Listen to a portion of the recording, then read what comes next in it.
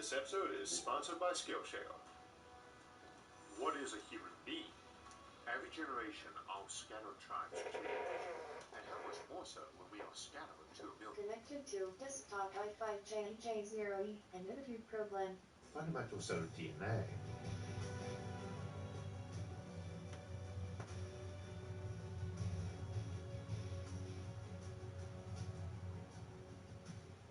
So today we'll be looking at the future of humanity in a more literal sense, asking what might change about us in the generations to come. This is obviously a bit tricky since we have to consider things like genetic engineering and cybernetics, or even folks entirely leaving genetics behind in favor of an uploaded digital life, though that's a topic for next week. It's also worth considering more natural paths, how we evolve if things just stay the same here on Earth, or how we evolve or adapt to different individual wars we might settle in the space age. Critical to the whole notion, though, is that successful species not only don't stay the same over generations, but typically diverge into many different species with time. One could argue that we're all the same species as the original animal that presumably evolved into us and cats and dogs and insects. This approach to species classification is called clades, tracking the descendants of a common ancestor, and we often use it when contemplating the future of humanity, since it's entirely possible hundreds of different species of human descent would be around calling themselves that. They might do so even if they were so divorced they couldn't interbreed anymore, though that is a debatable concept in a futuristic context where one has mastered genetics. Of course, we call ourselves Homo sapiens, and it's common for science fiction to coin new terms for future humans, like Homo superior or so on. I suppose it would stand to reason that if you had relatively isolated populations living on Mars, the Moon, and Earth for hundreds of generations, you might see enough divergence that folks could use terms like Homo Martian, Homo Lunar, and Homo Terran respectively. And we did look at how low gravity might affect life in our recent episode, Life on a Low Gravity Planet. Usually the context in sci-fi these days has more to do with a change in nature, not very related to the environment though, like developing bigger brains or psychic or mutant powers or so on. Amusingly, humans appear to have smaller brains than we did 10 or 20,000 years ago, and psychic abilities wouldn't seem to be in the cards. And while mutation can grant new powers, it's a slow process. Fast major mutation is usually synonymous with death, not superhuman abilities. Evolution is the process of minor mutations slowly bringing about changes that make a species better able to survive and reproduce. But that's only because the mutations that aren't survival beneficial, or at least neutral, die off. And most mutation is a negative, and it basically never produces some massive single generation advantage, like you see in something like Marvel Comics X-Men. These things take time, hundreds of generations at a minimum, and you really wouldn't expect them inside an interplanetary civilization that was fairly unified and had a lot of trade and migration, unless a lot more than 100 generations had passed, as that's only a couple thousand years. Not that you don't get some trade emergence in shorter time, especially in very low sample populations. What up, bro? Tell the difference between folks whose ancestors come from the various corners of the African, European, and Asian supercontinent. But even places fairly isolated from them, like the native populations of the Americas and Australia, are not particularly distinct from any other human, medically or psychologically, though you can get specific traits or medical conditions that are far more common in one human clade. These usually aren't very related to their environment, and just a byproduct of the given genetic condition, having been more common in that line, without having to do with whether they hail from the Amazonian jungles or Siberian tundra. Yo, that shit sound good as fuck, son. The core environment is radically different, like the gravity of I did chili for dinner and tonight. time in isolation, even if it's not total isolation, can devote. I gotta do something different. I gotta do some white meat or some fish or something, cause Friday night. Oh, my phone is up. Friday night I did steak kebabs. Them shits turned out delicious, bro. Man, them steak kebabs was good as fuck. Had steak, 2 different colored bell peppers, some onions, some mushrooms, and some jalapenos on the kebab stick, yo. Throw them bitches on the grill. And then last night I did fucking chili. Yo, the chili came out good as fuck too. That was red meat 2 days in a row though. I need some barbecue chicken or I don't know, a salad or something for dinner tonight. I woke up, I had to take a crazy ass shit just now. I'm like, damn. One of them shits that wake you up out your sleep. Nigga said, shit, I might as well just stay up now.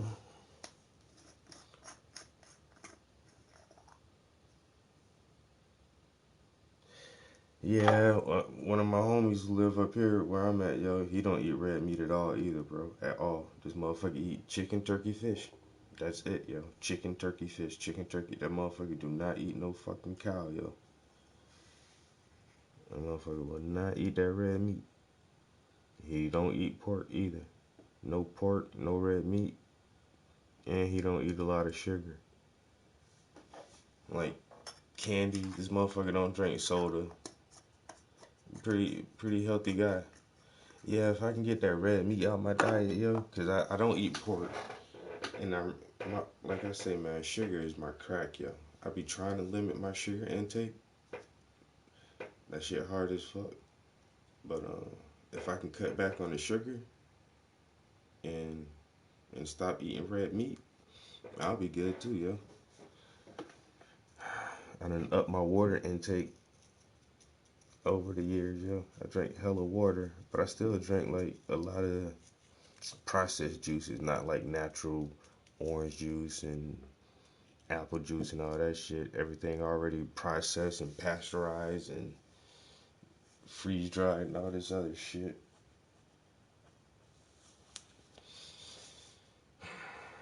Man, but them burgers and them steaks and them kebabs and that meatloaf, man, that shit be so good, bro. I made a meatloaf last week. Shit was mean, bro. Damn, that shit was mean.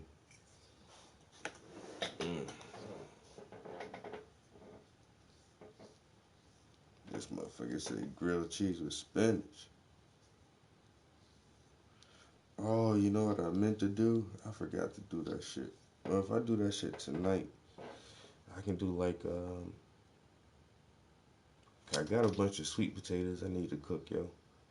I might do like some kind of wings, either like barbecue wings or some hot wings and some sweet potato fries. And so I can go ahead and eat up them goddamn sweet potatoes.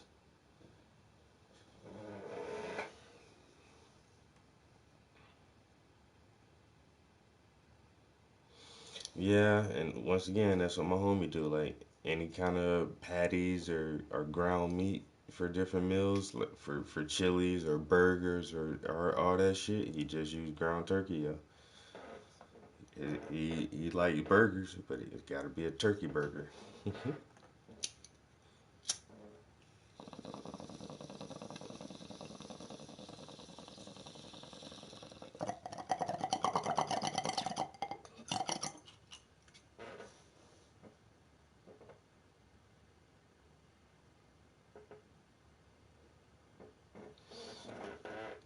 I might start buying a little bit of ground turkey, so I don't even really buy that shit. Turkey not one of my favorite meats, yo. The turkey be dry as hell.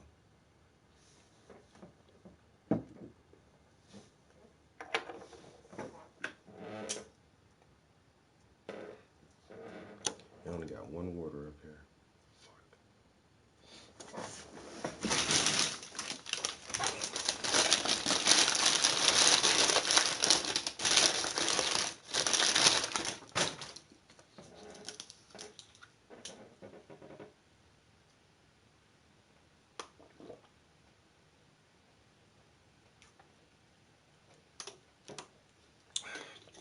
It's too early in the morning. Fuck being discreet.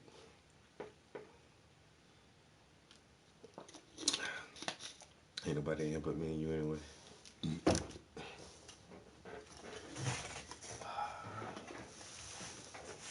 I was gonna work on this hand right here for about an hour. Let's see if I get sleepy and take my ass back to bed. What time is it? Like 4 something? 4:30 in the morning? It don't matter, man. It's Sunday. It's one of them days. Listening to Science and Futurism with Isaac, author, talking about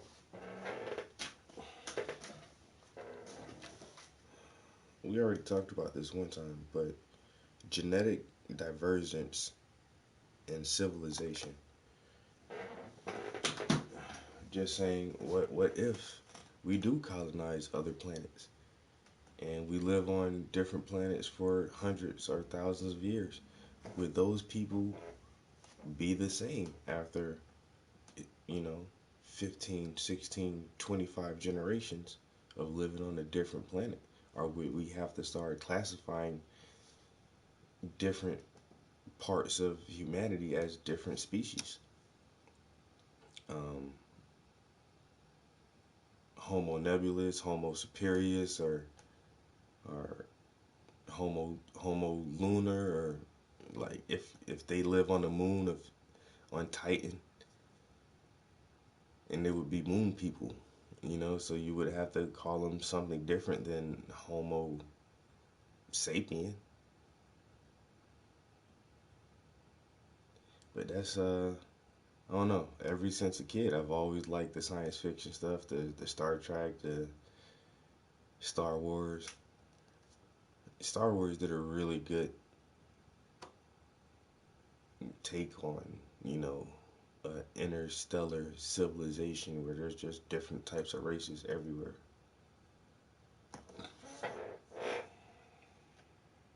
Universities are war. Now, when we talk about terraforming other planets, the notion is usually to make them as Earth-like as you can, the word terra meaning Earth. More, most of the artificial habitats we so often discuss on the show, like the O'Neill cylinder, try to replicate Earth as much as possible. This not only might have a tendency to prevent much genetic drift inspired by weird environments, but actually cause a loss of intelligence, amusingly enough. We're not really aiming for Earth after all, rather we're aiming for ideal Earth, and do so even more in our homes. I don't know, that A was my highly automated favorite society subject, on bro. an artificial world might tend to start losing intelligence, as it is an expensive. Ever since, like, I don't know, science has always fascinated me. I can remember learning about uh, Earth erosion. I remember that all the way from like second or third grade. And I remember I passed this one test. I was like the only kid in the class to make 100 on the science test. And it was all about weather patterns and erosion and all this other shit. I still remember that shit from like way, way as a kid, yo. And just always loved science. Fucking chemistry, biology.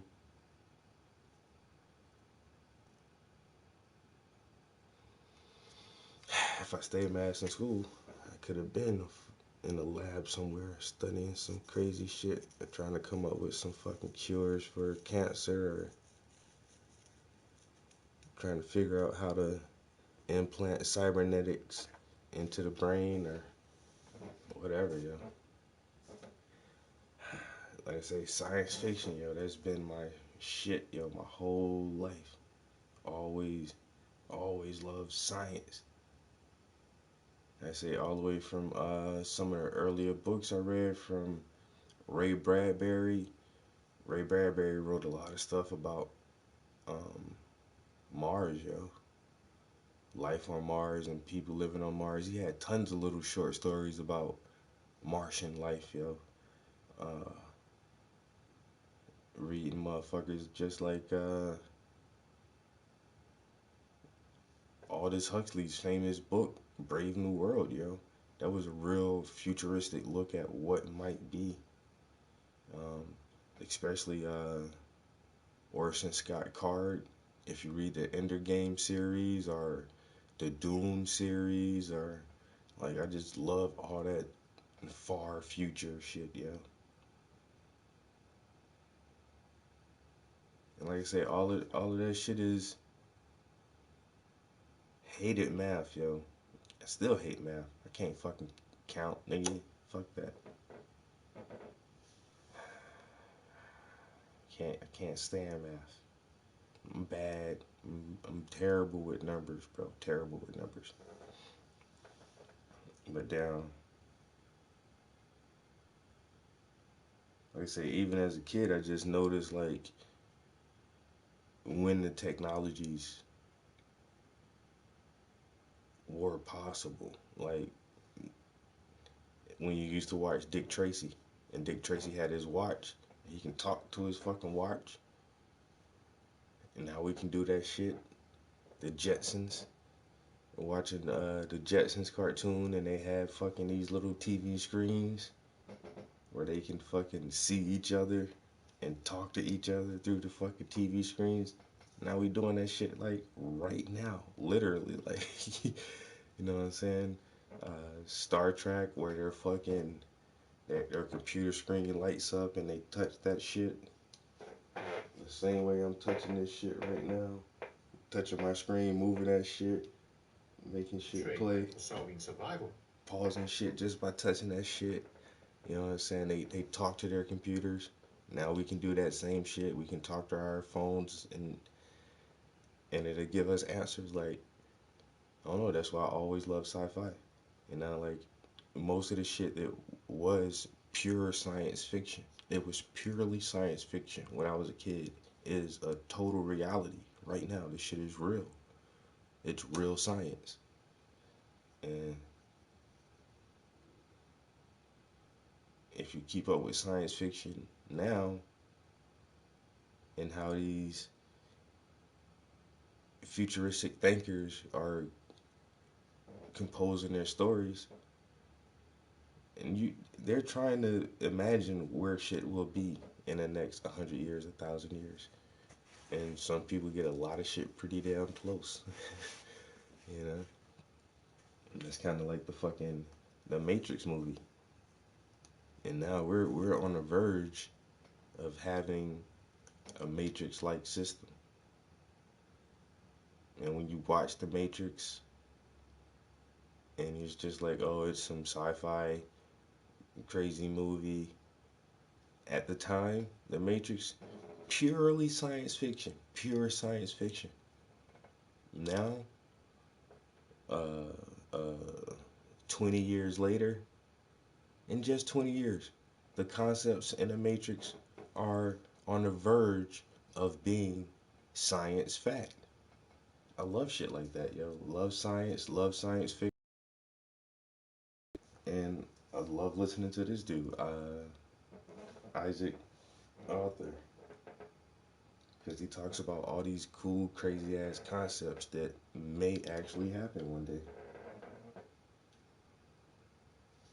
which they would tend not to have. Plus, any mutation to the brain is more likely to be a negative than a positive. But if it doesn't alter the survival odds because you live in paradise, you might get a drift toward being a bit double-minded.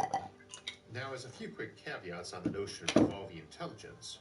First, intelligence has a different survival value to modern civilizations than in earlier times. It's not really being used for moment-to-moment survival in terms of food or not getting eaten. We use it in all sorts of social survival contexts too, and those only really would cease being around in a paradise setup if it was also an individual paradise, such as a personalized virtual reality utopia. Second, creatures lose things in evolution if they represent a survival burden without benefit. It costs too much to keep it going, fueling and carting a big brain around, for instance. But the thing about paradise is that you aren't short of food and aren't getting killed by predators because you're not fast enough lugging that brain around. And third, the handy thing about intelligence is you can notice stuff like people getting dumber from their environment and do something about it. So there's a bit of a catch-22. If you're smart enough to build paradises that might make you get dumb, you're also smart enough to be aware of the concern and handle it. Though, of course, paradise might still incline those born to it to be lazy or decadent and ignore the problem. I mentioned individual virtual reality utopias a moment ago. It would seem likely that those who don't so be in those might not contribute too many more in favor of mind uploading. Yeah, I was actually watching some guys play But it might have something Fallout to effect 76. as since any virtual reality sufficient to cause mass migration of virtual lives automatically means a level of technology capable of running robots out of every I virtual might have to world war. get that game. You can't make a passable computer character who people will feel like interacting with as much as a real person without having artificial intelligence that can do most jobs after all. So people living entirely inside these might not even need a real-world job or have any desire not to be in the virtual world and lose any interest in what their body is like beyond its basic I know, compensation bro. for normal. It's conceivable That's such what I'm people thinking. I might have to get that game. I need a game that we can play together. Because I don't really play that Red Dead no more. Heart and lungs and organs, limbs shriveling up or being amputated. They may tend to have artificial hearts and lungs and so on to do the work, and avoid having the issue of those natural organs decaying from neglect after a couple of years without exercise. If something like that was supplemental, future generations might slowly lose their natural organs entirely. Now you might ask how they are breeding to propagate this mutation.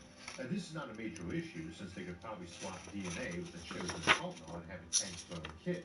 Indeed, given the implied sophistication of the non-human characters in a virtual environment, you might not need human parents in favor of elaborate simulated parents.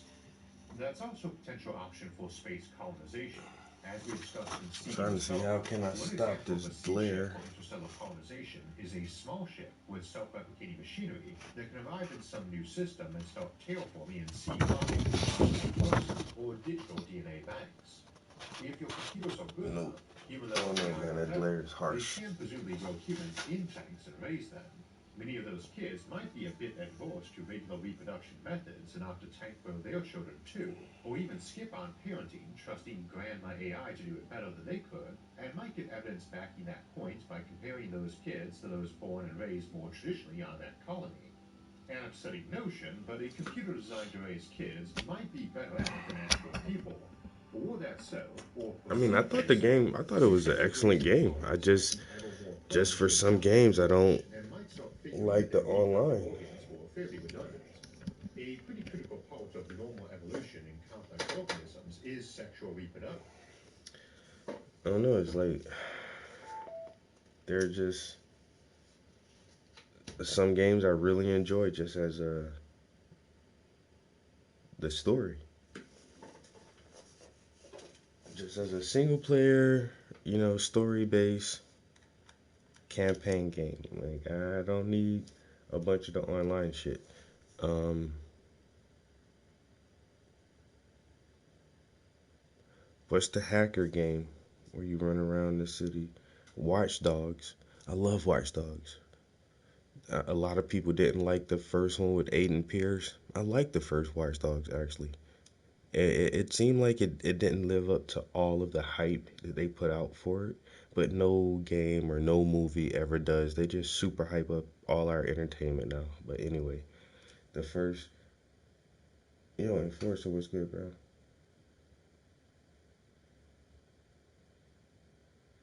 Exactly, yo. And so, like, Watch Dogs, I like those games because the stories are interesting, the characters are interesting, and the gameplay is fun. I don't need to play that shit online with nobody else. The Skyrim or the Elder Scrolls series. I love Skyrim, yo, and I only played two of them. I played Oblivion on the Xbox 360. I love that game. Oblivion was awesome. Uh, Played Skyrim. Skyrim was amazing. I even got the remake, the remastered edition of Skyrim. I almost got the VR version of it too. But they had, Elder Scrolls Online.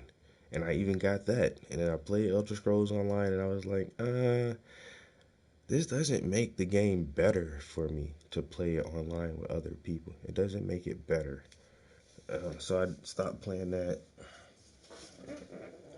Um, Grand Theft Auto. The last Grand Theft Auto. Yo, that shit was fucking amazing, yo. I love that fucking game. But the online version doesn't really doesn't really hype me like that. It doesn't make it doesn't make the game better to play that shit online. And I don't know, I think Fallout, I don't know. I've had Fallout 3, Fallout New Vegas, and Fallout 4. And now this one is like all online, and it's like, will that actually make the game better for me though? But then Bethesda has put a lot of patches and added a lot more content to it. And in the beginning, like that game got a lot of fucking flack and a lot of negative feedback initially. And but from my understanding, the company has addressed a lot of the issues that players were putting out there and just said, we get it, guys. We want this game to be enjoyable, and so they're trying to make it where it pleases the hardcore players and is inviting to people who aren't as hardcore. But that's the thing with games nowadays too, yo. Like back in the day, you you bought a game and that was it. There was no patches and no updates and no extra content. It was just you buy a game and you got the game.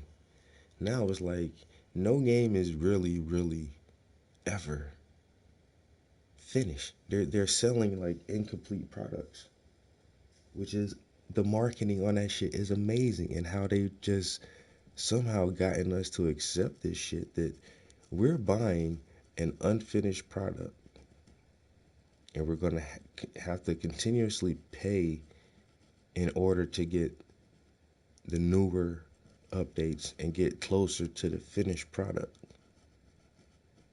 or to a more complete version of the product,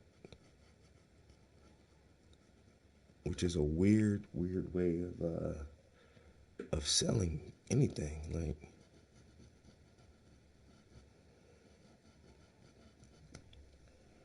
especially when it comes to entertainment, they might as well just start breaking this shit down into a all streaming service, just like Netflix or whatever. If you're always going to continue to update this shit and add more shit to it, man, I might as well just pay a monthly service for streaming video games instead of saying, oh, I bought the game, but then I gotta buy the yearly pass, and then I gotta buy the different cosmetics that I want, and man,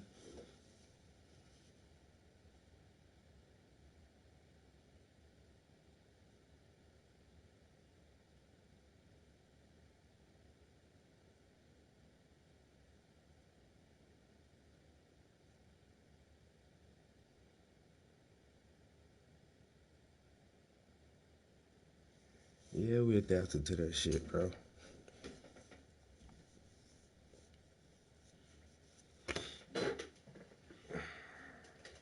Like I say, man, that shit weird, bro. Like nobody don't even care no more.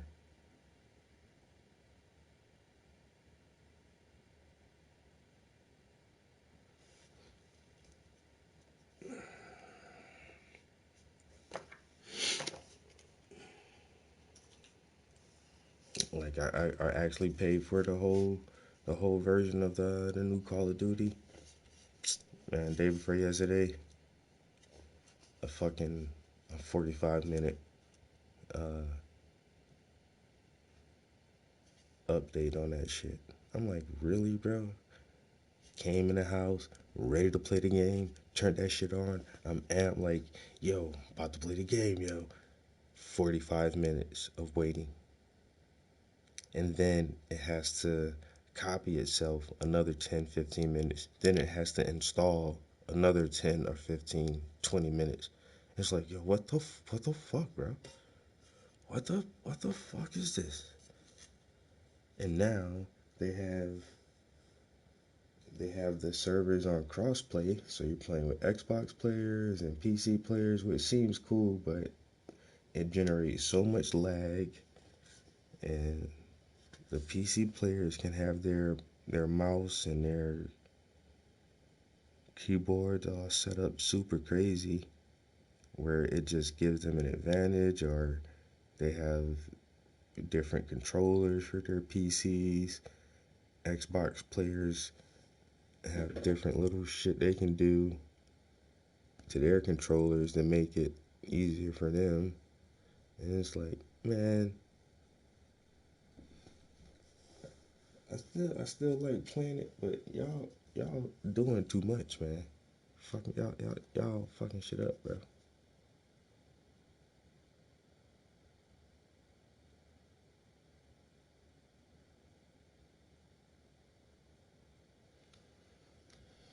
Yeah, I get it. I get it. And then at the same time, like people know people who don't who aren't on the same platforms. Like when I was working in the factory, I got I got pretty cool with one guy who was working there, and because we talked about games a lot, and me and him were the only two people who had VR. I got the PS VR, and he has the Oculus Rift for his computer, and he's a PC gamer. So we would talk about different games that both of us had, but he played his. He had an Xbox and didn't have a PlayStation. So I'm like, damn, dude, you got the only two consoles. I mean, the shit I don't have. Like, if you had at least a PlayStation. And then there was another guy who I worked with who had a PlayStation. But so like I say, we just got cool over games, and we had he had a lot of the games that I played, but like I say, he just had it on Xbox and PC, and it's like, damn, man, it would be kind of cool if we could play games together. And I get it, I get that aspect of it of cross play, but it's like I swear, the PC players just have a little. I think they have an advantage over the console players, yo.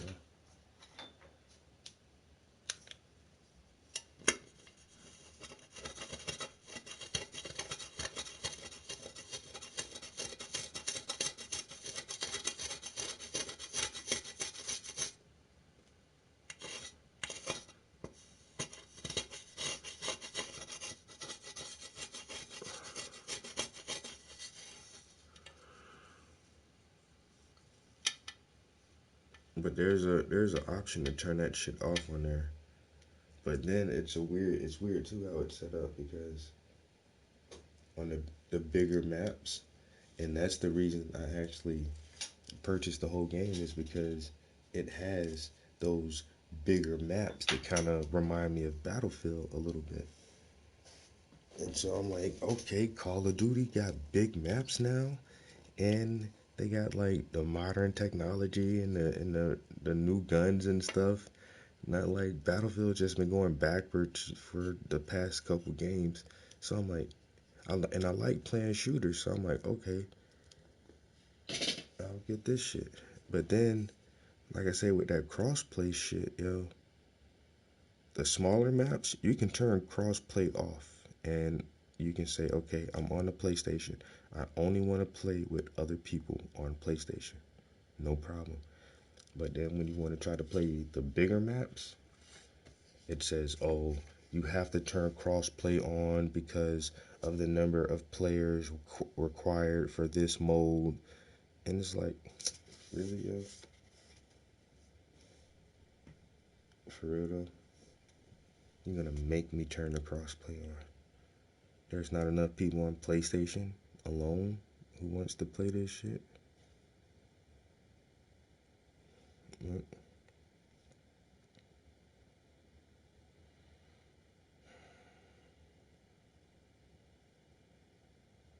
I say, you say Fallout 76 is pretty good. I watched a couple people play it when it first came out, actually, and then just right before I went to bed, I was just watching some streamers, and it's not really close to the top when you go to the game list, and that's how you kind of gauge what games are really popular right now. Whatever game gets the most streams, and Fortnite just is king, yo. Fortnite stays to the top. That shit amazes me. Every time I go to watch somebody stream some shit, yo, and Fortnite is always to the top. Brand new games come out, yo, and that shit will not knock Fortnite down, yo. But so yeah, I specifically looked for some Fallout to watch and watch a couple people and watch this one dude and he was just questing by himself. I was like, yeah, get that shit and get on there with D1, play that shit.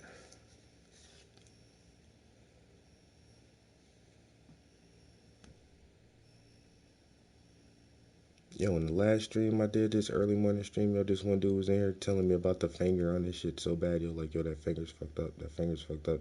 You need to change the finger. And it's like, bro, you're not even looking at the picture correctly. You're seeing what you want to see. You're not even seeing what's actually there. There is nothing to correct.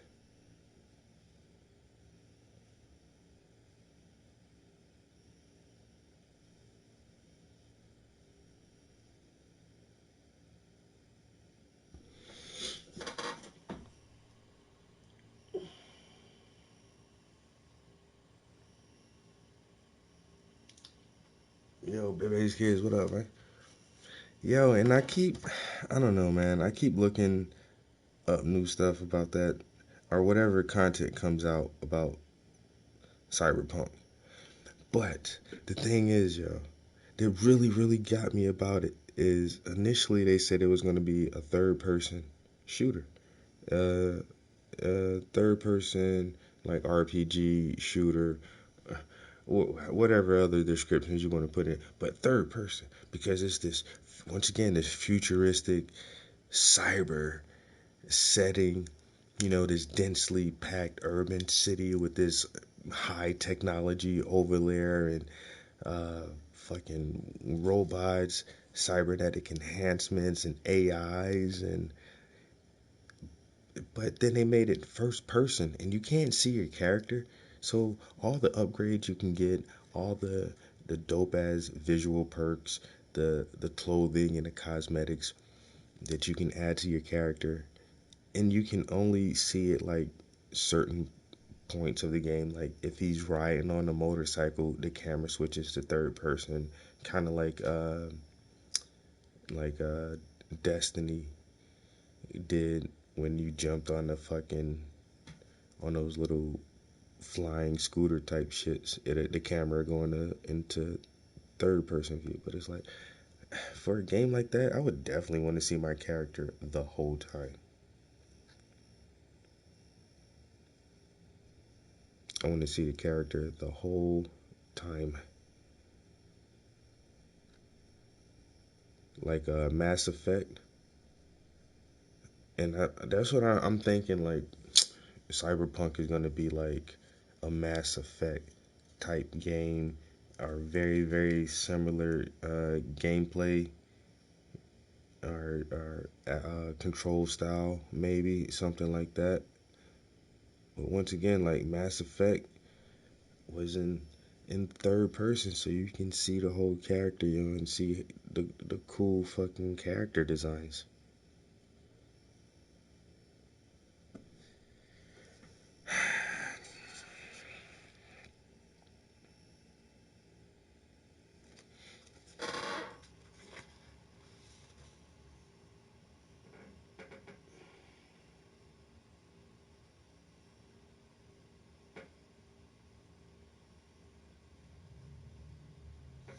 Exactly, and that's why um, Fallout is another fan favorite because you have the option, and it's so easy. I don't see why more games just don't have that option. If you're controlling a avatar like that, where you're walking around in free space and environment, like you should be able to have the option. What was that last game that Hideo Kojima put out? Um, Death Stranding. That was a third person point of view, so you can once again you can see the character. Things changed about his outfits and you customize them, and you can see that and how that had your character interact physically in the world, in the virtual world, and it's like that shit is cool. Okay, you may not want a third person point of view, but at least have it as an option. And like I say, with Fallout, it's just like a click of a button. Like, click, okay, I'm in third person. Click, okay, I'm in first person. It still looks cool though. But with that Cyberpunk game, I think I'll wait till it come out and watch other people play it for a while. And nowadays, it's like I don't know. I enjoy video games, but I'm to the point where I actually enjoy watching people play video games. And I did that shit back in the day, yo, like with the first Metal Gear Solid that was out on PlayStation. I hooked my VCR up to the TV while I was playing the game, and I recorded myself playing like 2 hours of Metal Gear Solid, and then I would just watch that shit, watch the playback like a movie. I've always enjoyed just like watching video games, watching other people play video games, but even more so lately. So that's how I can tell if I'm gonna buy a game. Like if I watch somebody play it, and then I say, well, I want to do that shit, and then I'll buy the game. But I can watch somebody play a game and be like, yo, that shit looks cool as shit. Oh, hell, look at that. And then, get into the story plot. Like, what's the other game? Detroit Become Human. That game seems pretty awesome, yo. And the story was crazy. The graphics were amazing. The gameplay and the game style was definitely, what company did that? Damn. But they did Heavy Rain, and I actually played Heavy Rain, and you can see that the company has a very definitive style when it comes to their gameplay, and like watching somebody play Detroit Human was cool as shit. I tried to play the game myself because they gave it to us for free, and I was like, I can't play this shit, yo. Like, I don't. And when I play, it seems like slow and boring, but it seems I don't know. I didn't mind watching someone else play that shit. So I don't know if like I'll be that same way with Cyberpunk. If I watch that shit and just be like, yeah, I think I'll just watch somebody play it, because you're gonna get that one fat sweaty ass motherfucker who lives in his mom's basement and has nothing else to do with his life, and he's gonna like run through the game in 2 days and then edit that shit, have every cutscene and everything already on a YouTube video, and have that shit set up like a movie, and I'll sit back and I'll just watch that shit. Like the Call of Duty that's out right now. I watched the movie, like I watched all the cutscenes from the game on YouTube, but then I still bought the game and I still played all the way through the campaign myself. It was still pretty fun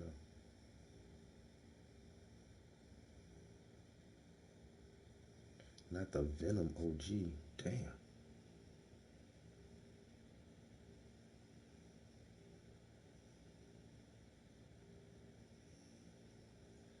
Yo, Thomas.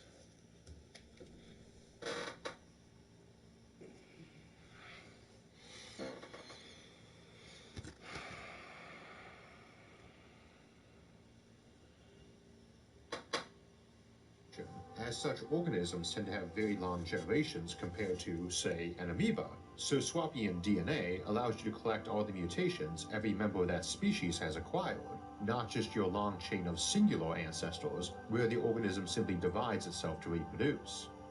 A high-tech civilization is presumably quite capable of reproduction by cloning as well as mixing DNA from several people rather than just two. But they also have the option of suppressing mutation entirely by simply printing DNA from a digital recording. This is a technology we already have, albeit rather slowly. In the last decade, the price of synthesizing a pair of DNA letters, your G, A, T, and C's, has dropped from $1 a piece to about 10 cents. But that still means at the moment, since human DNA has 3 billion base pairs, that would cost hundreds of millions of dollars. However, this is exactly the sort of process we'd expect to get vastly cheaper, and even if it didn't, You could use this or any number of other techniques to avoid concepts like copying fatigue, to keep your civilization's DNA the same as it used to be. You wouldn't need to print DNA for every kid, just add it in occasionally. Alternatively, to insert some new bit of DNA, I'd not be surprised if even a century from now, it was fairly common to have your child's DNA printed from optimized configurations of the two parents, or one parent, or a number of people, or even just a relatively standard template from digital archives and models. You stick that in an egg that had its DNA removed and grow, classically, or in a tank. But I'd also imagine this wouldn't be even a bit universal. And if it's not, it means you'd have folks going out into the galaxy who did not employ it, or those who did and were fairly open to experimenting, both of which imply a lot of genetic divergence as folks settle new worlds. It's not inevitable, though, and it's worth considering that there's a chance you'd have a fairly rigid attitude toward letting human DNA change too much, especially if our civilization ended up having some fear, justified or not, of genetically engineered people or mutants. We are mostly discussing humans today, but the episode isn't exclusively about humans. Be it hypothetical alien civilizations or us, you have to decide before you start shipping people out to far stars if you're trying to enforce a fairly static human template, because once everyone moves out, you're not going to be able to change your mind short of war. Now, a homeworld or home system trying to conquer its colonies might tend to sound fairly futile, but as we've discussed before, you probably would still have more folks living around our sun than all the other stars combined until you'd settled 1,000,000 worlds or more. You can pack an awful lot of folks into a Dyson swarm around a single sun, and until it's fully populated, with presumably around 1,000,000,000 times as many people as we have now, it is likely to be growing faster in raw numbers than all its colonies combined. In the end, so long as you've still got raw materials, you can keep building and growing around your own star far faster and more easily than you can around other stars, especially considering travel time and resources pumped into the ship and trip. So unless most of your population growth at home is getting put on ships, home grows faster. Those Dyson swarms are generally assumed to be made of trillions of O'Neill cylinders or similar, and each one is potentially very capable of being self-enclosed and living in total isolation for very long times. Probably even more so if you've been spending vast amounts of research effort into designing generation ships, which have to be pretty capable of extended self-sufficiency, and are basically just a station with a ship drive. Or a bigger ship drive anyway. Space station habitats would presumably tend to have an engine on them for maneuvering. Those generation ships might be quite the breeding spot for mutation and divergence themselves, even more than the colonies they founded. Weird to think, but even as your colonies are terraforming worlds here or deep out in space, you might be getting even more genetic divergence on those artificial cylinder worlds right here. After all, such things are generally expected to be home to fewer than 1,000,000 folks, and that's the sort of situation that could easily give you a setup that allowed rapid divergence, much like a fairly isolated island would. Home might have more genetic divergence than distant interstellar colonies, and sooner too. Interstellar travel takes a long time. Some seed ship using DNA samples from the 22nd century might be using those exact same samples as it slowly works its way from world to world toward the galactic rim. When it arrives, it's likely to be more like the 2200th century, but still using that 22nd century DNA data. That could result in very long generations in that sense, and that's not the only way that might happen. If folks have access to the sort of medical or nanotechnology that lets them achieve biological immortality by constant repair, you could potentially have someone from the 22nd century still kicking around the 2200th century with the same biology as now and without the aid of some form of stasis or relativity, and still having children. It's easy to imagine those distant colonies growing ever more divergent from us, but we'd be diverging back here just as fast and maybe faster, especially throwing technology into things.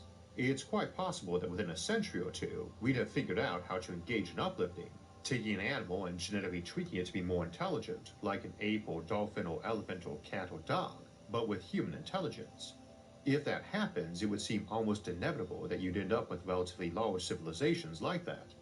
Keep in mind that in a Dyson swarm, you have room for at least 1,000,000,000 times Earth's population, and there are more than 1,000,000,000 stars in this galaxy we could settle and eventually do the same to. In something like that, where even an O'Neill cylinder or a small conglomeration of them could house a modest small nation inside, you could have trillions of those around our sun. you might have thousands of different types of uplifted animals, each having cylinder habitats of their own with millions or billions of them inhabiting them, and still only being a tiny fraction of the whole population of the swarm. This isn't necessarily limited to space either. If Earth ends up as some echinopolis covered in arcologies and huge habitation towers or a Matryoshka shell world, you could easily end up with such hab towers or shell world layers being as isolated and divergent from each other as space habitats. It's weird, if rather darkly amusing, that you might end up with Morlocks, more people or chuds living in lower levels of some massive arcology super tower, with tens of thousands of stories and levels, each the size of a large city. Though I'm reasonably sure folks wouldn't intentionally engineer themselves into Morlocks or more people, unless they were literal moles we'd uplifted. They might still be called that, though. I like to assume future civilizations are a lot more enlightened than we are now, but I'm also a realist, and I imagine there'd be a fair amount of folks who didn't like their neighbors. And if your neighbors have 4 arms or 4 legs, it might make that a bit more likely. They probably would have the ability to engineer themselves into things like centaurs, or even some Pegasus centaur critter in a low-gravity habitat. You could easily have humans diverging by genetic tinkering into those uplifted animal populations and vice versa, and all presumably joining interstellar colony fleets or sending out their own.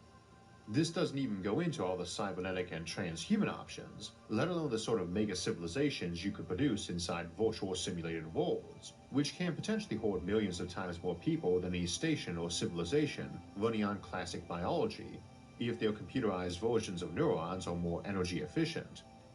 Even cyborg civilizations can really pack folks in, since they presumably only need to biologically power a brain, depending on if we're assuming you still need a mostly biological brain to count as a human cyborg. Needless to say, you can get pretty far off the modern human template if you're not constrained by biology at all.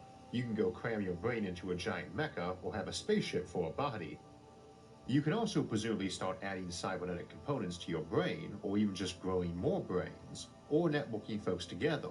You might get variations on hive minds, minimalist or full-on modules into an individual, or an individual having multiple bodies, cloned or android.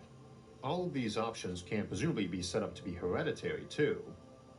I occasionally joke that the sheer divergence we'd expect as we colonize the galaxy means that should we find the galaxy empty of other intelligent life and really want to meet aliens, all we'd have to do is wait a million years and visit a distant colony.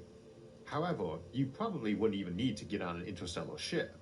Not only would a Dyson swarm around our sun probably have a vast amount of genetic divergence, and other types of divergence, but this is home, and anybody we send out is likely to have at least some of their descendants decide to come home and visit, hopefully peacefully. As mentioned, there's not likely to be much difference between an interstellar spaceship and a cylinder habitat in a swarm, except for the very large ship drive and fuel reserves. So they could just show up and park in the swarm without having to worry about finding a specific place that would welcome them.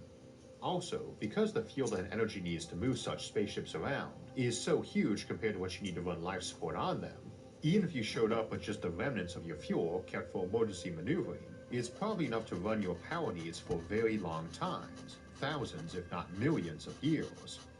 So you probably can immigrate fairly easily so long as there's not some organized hostility toward outsiders, in which case, on top of all the homegrown divergence, you'd be getting folks wandering in from all over the galaxy.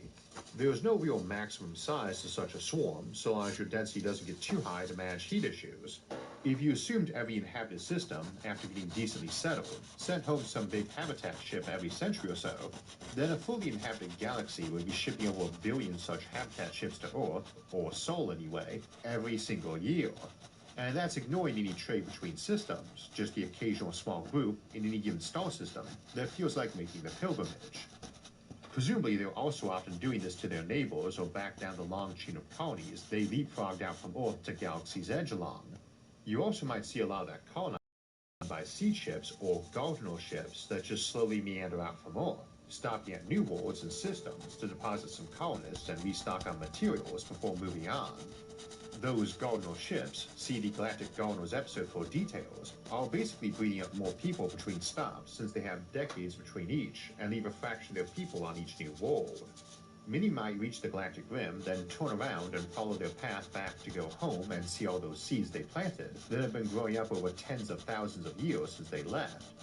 Those are likely to often be viewed as something like religious artifacts, or even exactly that. as they make their procession back to Earth. And I'd not be surprised if whole fleets got picked up along the way wanting to make the trip, same as you might get fleets trailing them on the original journey, catching up to join their honored founders on their quests. I mention this because it's often suggested there be little to no interstellar trade beyond information, which may be the case, but even if it was, you'd still expect things along these lines to result in a fair amount of immigration and pilgrimage. Whether or not such exchanges would result in more homogeneous civilizations, or even greater and faster divergence is hard to say, maybe both. All of which seems to say that almost no matter what route humanity follows, or humanity's creations such as AI or uplifted or entirely engineered critters, they're going to diverge vastly and a lot faster than simple evolution would cause, even ignoring the weird environments they might be adapting to that might speed that up. And given that galactic colonization is something you do on a timeline of 1,000,000 years, and that such civilizations would presumably be kicking around in some fashion for far longer, that's already enough time for huge divergence, even in a strictly natural way. So the future ought to be a fairly weird place. If there are no aliens in the galaxy, you just need to wait a bit. And that doesn't even include the more transhuman or digital consciousness options that we'll look at next week. We'll get to the upcoming schedule and announcements in a moment, but first, I probably don't need to tell most folks watching this show that it's good to learn new skills and to stay busy, or the value of online learning, or of learning in general. New skills don't just offer new hobbies or professional development, but they can often give a great feeling of confidence, purpose, and security. If you're a lifelong learner interested in picking up some new skills, I'd recommend Skillshare. Whether you're a beginner, a pro, a dabbler, or a master, Skillshare has thousands of classes on a wide variety of topics from experts to help you learn. I am particularly fond of the creative writing classes, and if you're one of the many folks who watches this show and finds yourself thinking up good ideas for science fiction novels or short stories you'd like to write, try out some of their creative writing courses, like Yeon Lee's Writing Character-Driven Short Stories. She gives an excellent overview of everything from how to get started to getting published. Skillshare is an online learning community for creatives where millions come together to take the next step in their creative journey, and members get unlimited access to thousands of inspiring classes, with hands-on projects and feedback from a community of millions. If you'd like to give it a try, the first 1,000 of my subscribers to click in the link in the description will get a 2-month free trial of premium membership, so you can explore your creativity. Act now and start learning today. So, speaking of communities, as a quick reminder for channel regulars, I got married this last weekend, and so while the episodes are coming out on Thursdays while I'm away, I won't be responding to comments on the episodes till I get back from my honeymoon. I'd be very grateful to any of you who have time to pop in on those comments and answer any questions folks have that you feel like you could give a good answer to. I'd also suggest trying out our social media forums on Discord, Facebook, and Reddit, which are all linked in the episode description if you're looking for friendly communities of folks to discuss ideas with, whether it's for science or science fiction. I'm also thinking one of these days we need to have a short story contest on the channel. It's a notion I kick around from time to time and probably overdue. As for upcoming episodes, we were talking about genetic divergence, but that's only one pathway we might follow in the future, or rather, many pathways. Still, it's often suggested we might go digital instead of genetic, becoming a post-biological civilization. And next week we'll explore that idea more in Life as a Digital Being. We were also talking today about spreading out to distant stars in this universe, but there may be other universes out there, and in 2 weeks we'll explore that notion, and dig into the science and theory of the various multiverse and alternate reality ideas in parallel universes and alternate realities. For alerts when those and other episodes come out, make sure to subscribe to the channel. And if you enjoyed this episode, hit the like button and share with others. Until next time, thanks for watching and have a great week.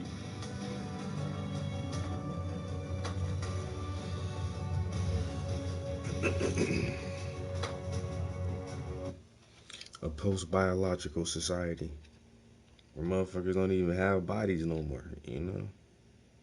What the fuck would that look like? How would that work? What would economy be like, you know? What type of industry would there be?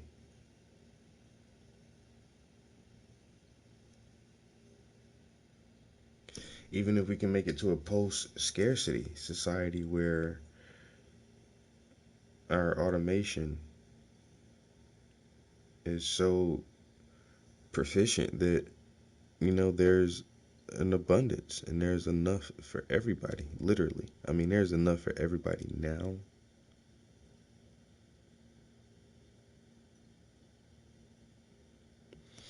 But the propaganda in the media makes it seem like that there is, way more scarcity that exists than there actually is, and it's not. There's clearly enough for everybody.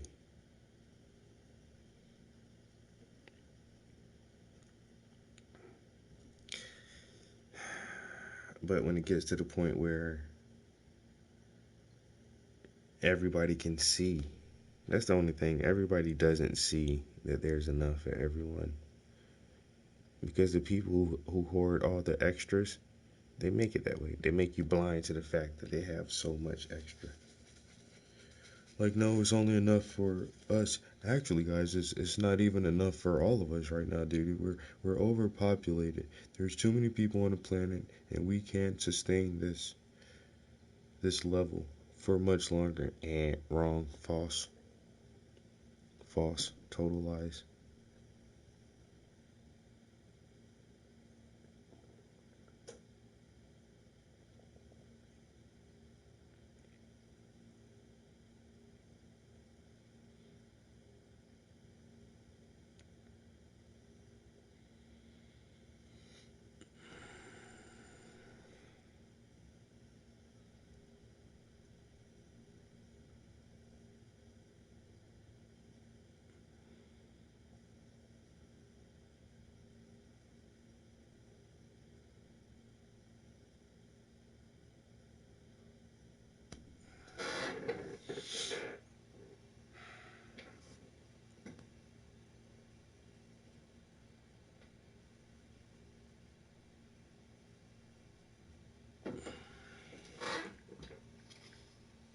Man, this glare is just retarded. You guys can't really see what I'm painting at all.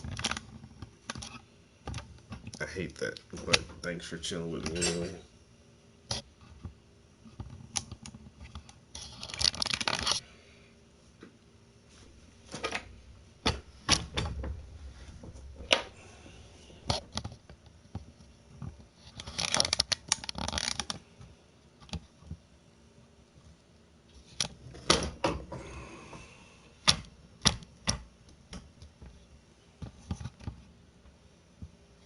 No, it doesn't work. Like you just can't see it. Yeah, I know, bro, but like I wish you guys could see.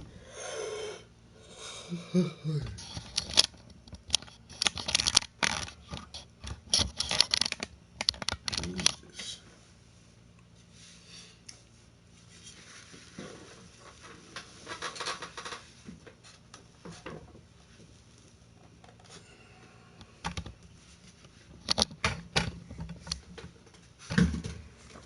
Just dropping all kind of shit now.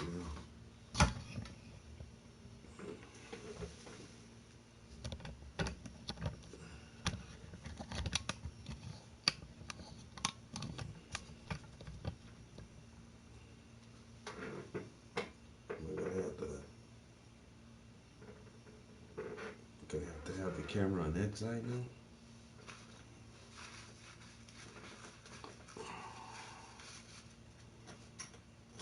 Let me see something real quick. If I can actually. Oh,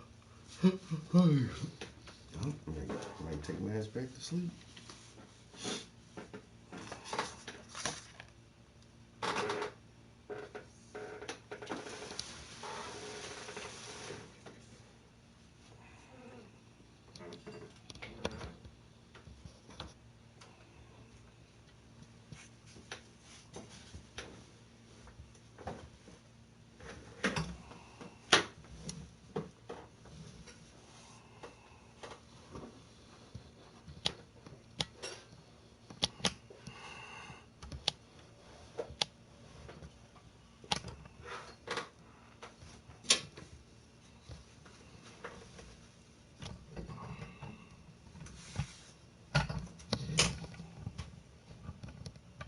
And that's not a lot better.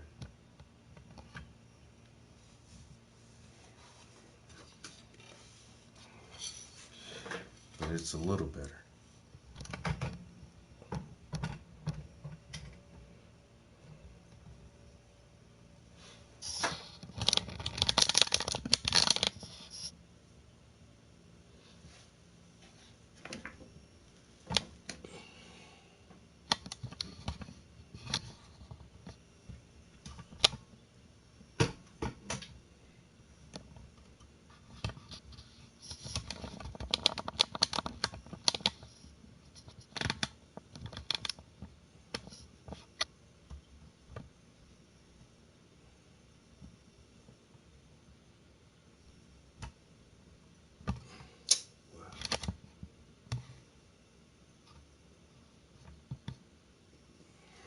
Oh well. Maybe other parts of the painting will be easier to see. I only want to blend a little bit more of this before I get out of here anyway.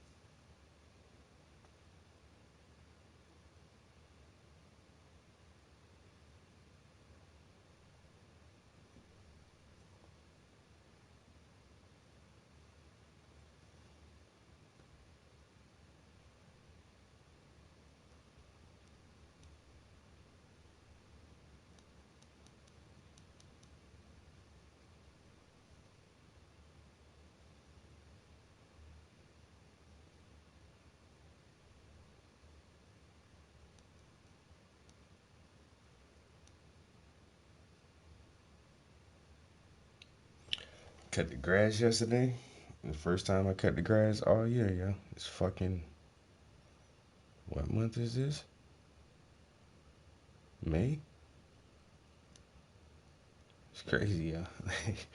It took all the way to May for me to cut my grass.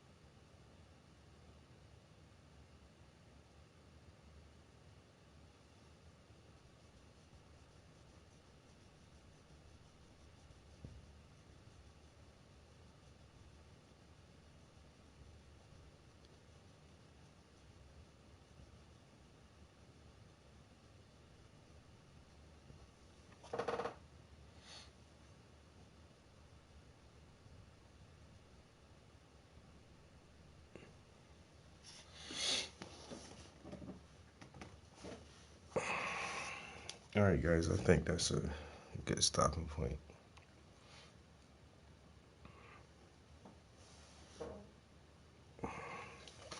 What the hell did I do?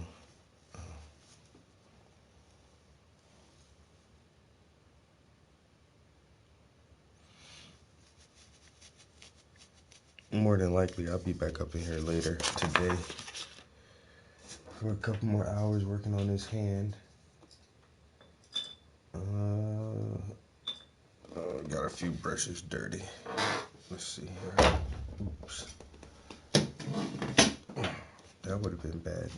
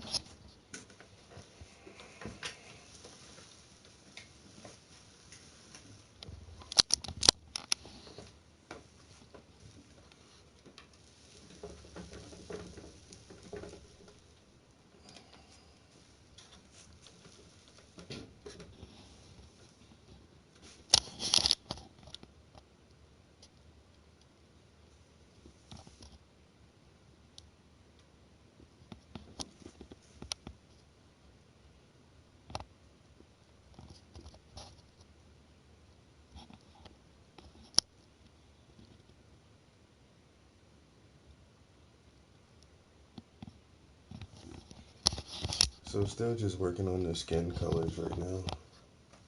So I got a layer of paint on her face, her neck, and this is still the underpainting here.